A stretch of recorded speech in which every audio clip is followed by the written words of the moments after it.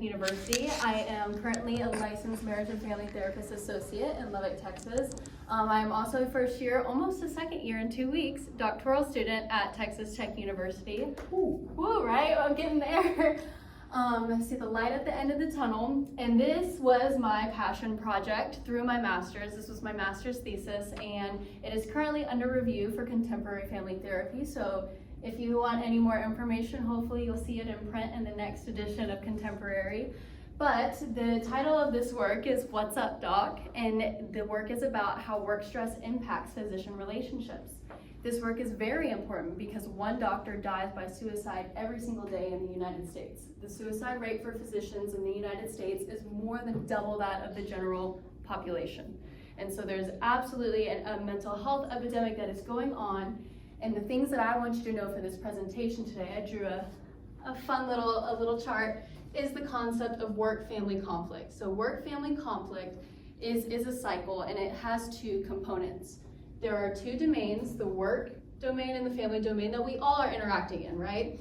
And whenever we are at work and we experience stressors and we take those home with us, that's what causes work to family conflict. Sometimes you'll see it in the literature as work to family spillover or work to life spillover. But for all intents and purposes here, if I say work to family conflict, it just means that you had stress at work that you brought home with you. There is a reciprocal part of the cycle that I won't be going much into, but that is family to work conflict, and that just has to highlight whenever you experience stressors at home and you carry those over to work and they impact the work domain. However, like I said, we will be mainly focusing on this top part, work to family conflict, and we will be talking about how work to family conflict impacts the relationships of physicians, because there's this little cord right here that's easy to trip on. Because physician relationships can serve as a protective factor for physician psychological distress and individual psychopathology and suicidality. Do we have any questions before we get started today? Beautiful. So I did a qualitative content analysis. I gathered participant data from a convenience sample. I started with 47 participants, but based on people who did the whole survey and didn't check the I consent that I had to throw out, and some people who didn't meet the inclusion criteria for the study, I ended up with 35 participants to run this qualitative content analysis. I was the independent researcher for this empirical study, and I did this in a 4-stage model. I did each stage in this model twice to increase the reliability of the study, since it is a qualitative analysis.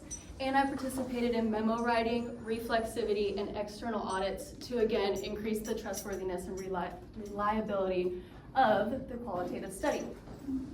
I did this 4-stage model and ended up with a sample that had a mean age of about 36 years old. 80% of the sample was white, which I'm from West Texas, so that kind of makes a little bit of sense. There's a lot of white men there. However, I was happy to see that a majority of this sample was female, which for the physician population is a minority group represented. So whenever I was recruiting participants, my goal was to have at least 50% of participants with some sort of minority identifier, which included female, because female physicians are less prevalent than male physicians by a lot. So between female, gender minorities, racial minorities, and sexual minorities, I met much more than 50% of my sample being at least one sort of minority identity. However, I would love to see in future studies minority stress theory be incorporated into this work, because I absolutely think that it would have an impact on the experiences of physicians who come from multiple different minority identities. But from what I could do in West Texas, try to do my best. The domains of the survey that I administered to them, I did a convenience sample, snowball sampling method, all that kind of fun stuff with social media recruiting that you see nowadays. And there was 4 domains of this survey. There was a demographic portion, a relationship satisfaction portion, which was just a Likert scale measurement. How satisfied are you with your relationship at this point in time? And then I did a work to family conflict scale, which just measures the multiple different domains of that work to family conflict experienced by individuals. And then lastly, I asked open-ended questions. These first 3, the demographics, relationship satisfaction, work family conflict scale, those were all just to contextualize the sample. I didn't run any quantitative analysis because I was on a time crunch wanting to finish my master's, and so I didn't know if I would get enough for the power, so I was not concerned about that, but I wanted them so that way I could better understand who I was talking about for this study. And then the open-ended questions focused on participants, explaining and detailing their experiences in physician relationships. And this study was inclusive of not only attending physicians, but physicians in training as well as their partners, because there's a huge gap in the literature of partners and spouses of physicians. And really the work so far has focused on few physicians, a lot of them being the older physicians, and more quantitative data from surveys. So very limited qualitative data, very limited information from their partners and spouses, which as systemic therapists makes it very difficult to treat from a systemic lens, right? So what I want to move on to now is what you really came here for, which is the results and what we should be doing to help support these people. When I did the qualitative content analysis, I ended up with 5 themes and 17 different sub-themes.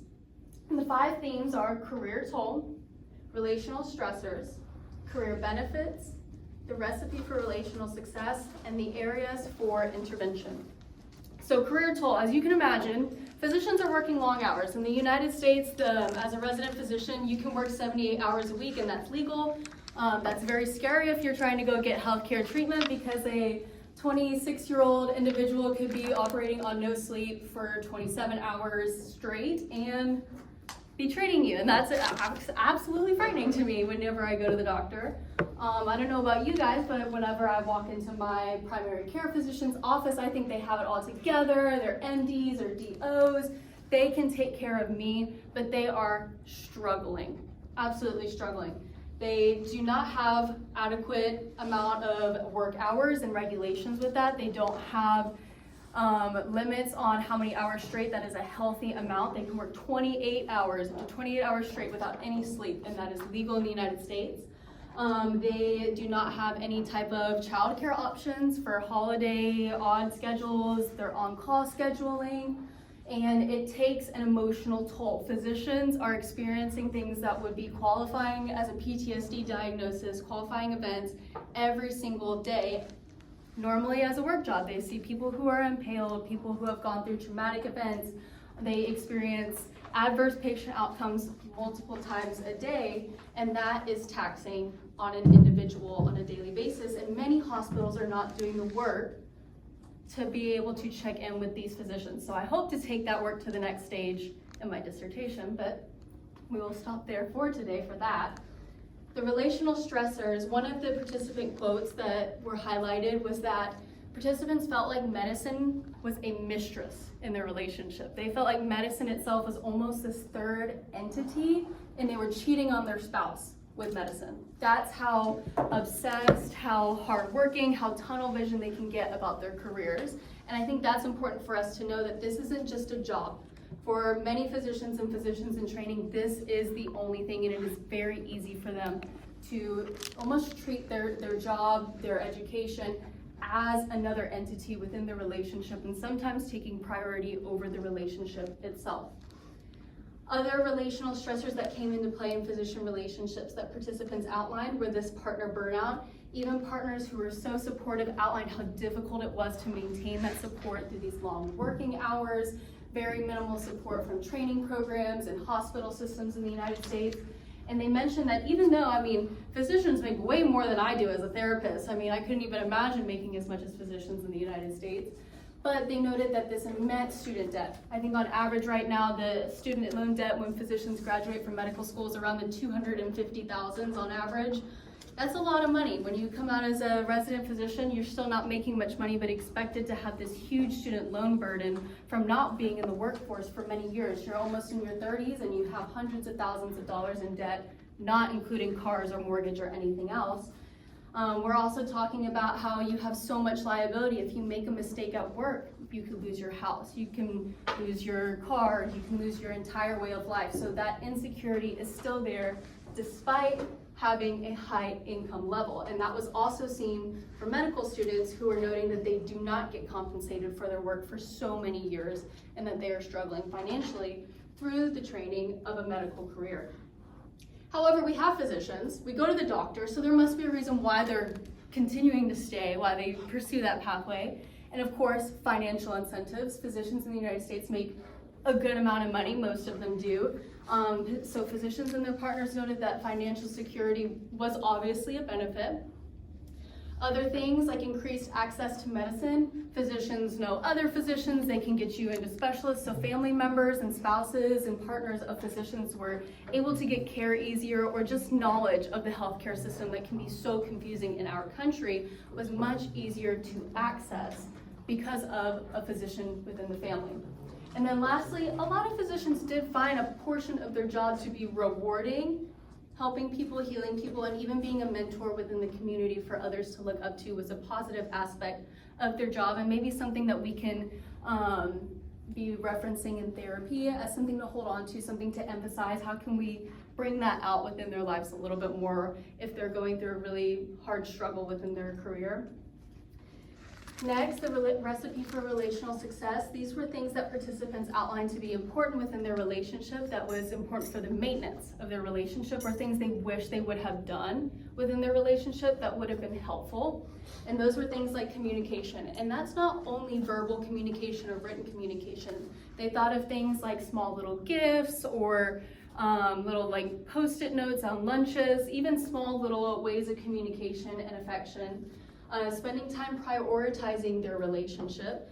They found that once they were having these couple conversations and figuring out a mutually agreeable way to make sure everybody within the relationship system knows how the relationship is being prioritized, it was easier for them to acknowledge that it was being prioritized. If one partner thinks prioritizing looks this way, the other thinks it looks this way, and they're not having this conversation, it's very, very easy with the demands of a physician career for that to get lost in translation. So those conversations need to be had. Perseverance. A lot of these stressors that physicians and physicians in training experience that impact their relationship are temporary in nature. Residency is temporary, medical school is temporary. So the rotation that they're on can be temporary, and a lot of these participants outlined it was only for 3 weeks. I just had to remind myself that 6 weeks later it would be something different, or I just had to push through. So sometimes maybe using Gottman techniques to talk about resolvable versus unresolvable and perpetual problems to help these couples navigate what is conflict worth discussing and what is something that the system is placing upon us that is taking up space in our relationship and not helping us connect. Can be helpful, which that has been helpful in my physician relationship. I'm married to a almost third-year medical student in the United States. Outside support, making sure there's a strong sense of community for physicians and their partners, not only biological family members, but other members within the physician relationship community. Building that community, whether it's through the training programs or not. And then a lot of people actually put, just don't do it. Find another option. Don't be in a physician relationship. I just think there was enough of them to have a theme such as that. Obviously, it didn't add much to my clinical implications, but I think it is important for us as systemic therapists to know that their organizations are emphasizing the fact that you shouldn't do it. If you go on the AMA website, they're saying, if you're a woman, your career is going to be disrupted for so long, you probably just shouldn't. You should wait. You should wait till you're at the end. You should wait till here. So it's important for us when we're sitting in the room with these people to know what messages they're getting from these third order organizations within our own country. And then lastly, this last theme was talking about the areas for intervention. There was areas for mental health clinicians to be aware about. Obviously, a large amount of mental health awareness needs to happen in the medical system, and honestly, medical systemic change. And I think that is the most important takeaway. As systemic thinkers, systemically trained therapists, anywhere in the world, advocating for systemic change within the United States and probably many other countries in the world. I don't live in the other countries, so I'm not very familiar with how they do things, but advocating for that change. Currently in the United States, only 18, so most, or a very little portion, are in accordance with the American Disabilities Act whenever they go for their licensing, renewal, and applications. That means that physicians are being asked illegal questions whenever they go to try to get their medical license that is not in accordance to the American Disabilities Act. And that's as of 2018, so maybe a few more have adopted it, hopefully. However, a majority of them are not. So that is a big barrier for them to come and see us to come and get treatment for their families, for themselves, because of the labels and the paper trail that can occur. Reporting to insurances, sometimes that can be disclosed, and physicians are scared of that. Physicians are scared of losing everything that they have if they go and get help for this problem that they have. And that is something that we need to be aware of, something that we can be advocating for with our voices that we do have for these individuals when we see these injustices occur. Like I said, I really, really wish that I could have included more minority identities with this to understand how minority stress theory and these added marginalized identities maybe further exacerbate the problems that we're experiencing in this study. But I hope that this work can be continued because there is very, very little research about physicians in the United States because so many people operate under the assumption that these people are here to take care of me. They got it all together. They've got this really advanced degree. They are living their best life with their high income level, going on all these vacations when they are struggling, and that's not good for us at the end of the day when we go to get care.